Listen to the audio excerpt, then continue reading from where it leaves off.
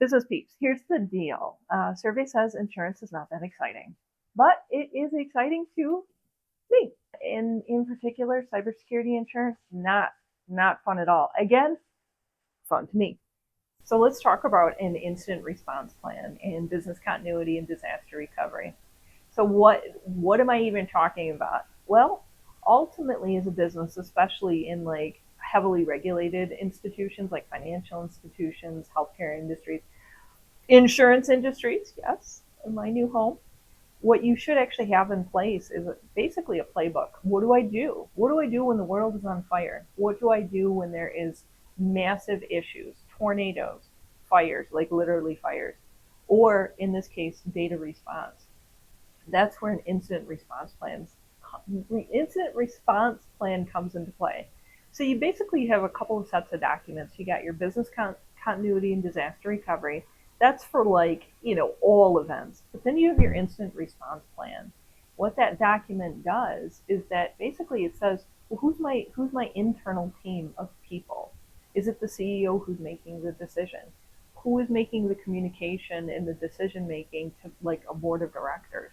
Who is keeping the public informed? And what are you going to say? Because you really need to be mindful. You do not want to cause panic. You also don't want to become legally obligated. Ooh, by the way, legal disclaimer, I am not an attorney. I am not offering legal counsel.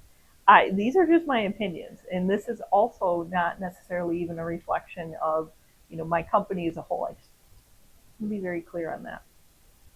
Anyway, back to the incident response plan. So it really should outline like who, when, how, and it really, it's kind of like a step by step. Hey, what do you got going on here? The business continuity and disaster recovery, that's a little bit of a hybrid animal because it's that same flavor, but it's also assessing like the risk and likelihood of something happening. So like for instance, what is the likelihood of a tornado in Michigan? Probably a couple of years ago I would have rated that pretty low. Well, it turns out that we've got Armageddon, ice storms, for instance, tornadoes, floods, and then, wildfires on top of it. So, long story longer, this is something that should actually be updated on an annual basis so you've got fresh information given where your business is located and what it's at.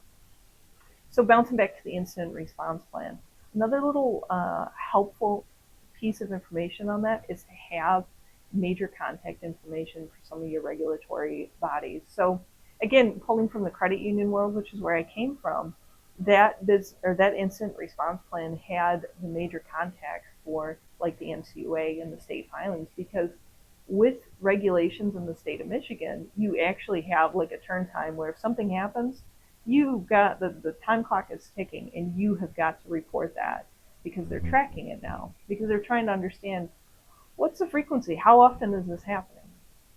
So again, but then throwback, if you're in a different state, check your state because there is no standardized, I keep saying this, but there's no standardized method. It is a patchwork of rules, regulations, policies, procedures, Wild West.